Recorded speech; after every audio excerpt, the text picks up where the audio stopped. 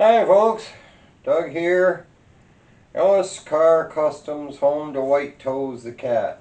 You know, if I didn't know that White Toes was a boy, I'd swear he was pregnant. He is bulking up. I say they're bulking up for winter. Anyways, welcome back to the show, all my returning friends. Welcome aboard all my new soon-to-be friends, I hope. I've had a lot of people ask, so when are you going to fire up the engine, you know?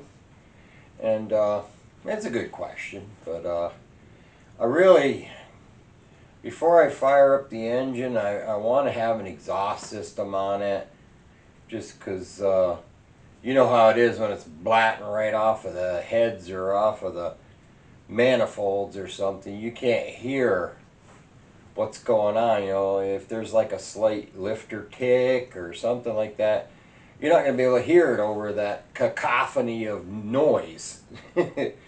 So I want to at least have somewhat of an exhaust system on it before I fire up the engine. So I figured I'd answer that question because I've been asked it more than once.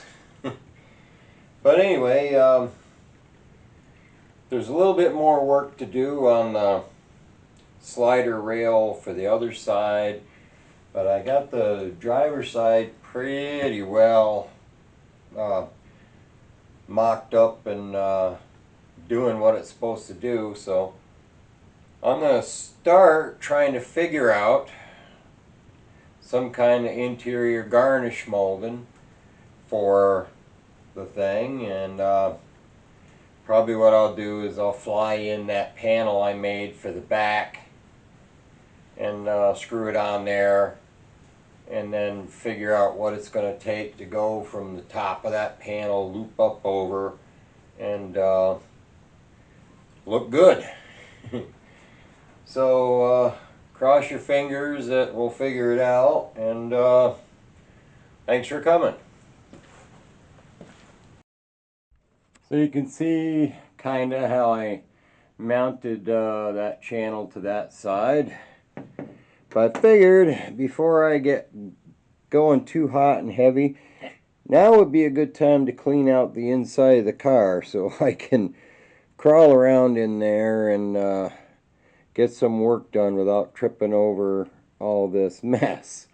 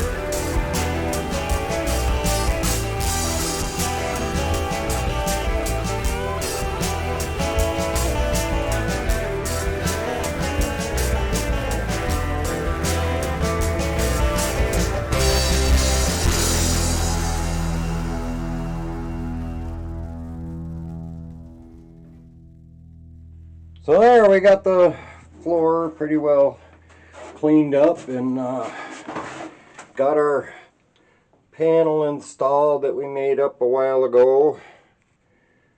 So now we've got to figure out how we're gonna make some kind of garnish.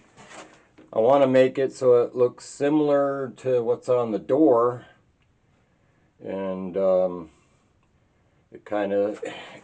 it kind of goes all the way to the end there and around that, up and over, and then towards the back. And then we got to make a really complicated rounded piece, kind of like the top there, only on the bottom. That's not going to be the fun one, but yeah, this gives us a jumping off point anyway.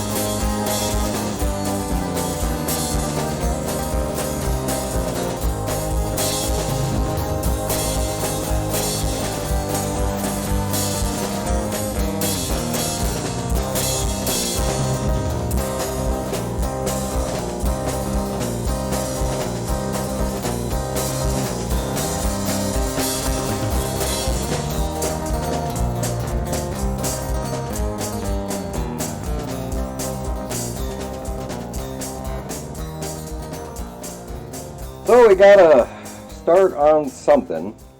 I left this bottom flange here a little bit long so I can kind of sneak up on it, but that's how she's gonna go on there. I mean, we're gonna have to make several pieces and join them together. Let me see if I can get up here better where we can see what's going on here. But that'll fit in there like that. And like I said, that bottom flange I left a little bit long because I'm going to curl it under at the point where I need it to be. But it's getting there, I guess. So yeah, I just gotta repeat this a few more times, and then fashion some attaching points to where it goes, because I can use the straight pieces all the way back to about there, and then it starts to curl. But that straight piece, if I put it in there, like, see if I can hold it like that, and then where that window track ends, which is right there, that piece will go in a little bit further and then follow the window. And that's my plan anyway. Like I said, they're not going to be Nomad perfect, but then again, this isn't a Nomad. It just looks like one. So those are my thoughts. So we got the car cleaned out. Got our panel in there. Got a start on our Nomad garnish molding. So far, I think I got a plan. Hopefully it keeps going to plan. But you'll have to come back for part 2 to see if it keeps working out or if I have to switch gears. But I appreciate you all stopping by, and hope you come back again. You know, y'all come back and see us sometime, you know, like the Beverly Hillbilly said. Set a spell, take your shoes off. Yeah. But yeah, I can't thank you enough for everything you do for me, and we'll keep plugging away until we can't plug away no more. Thanks. See you on the next one.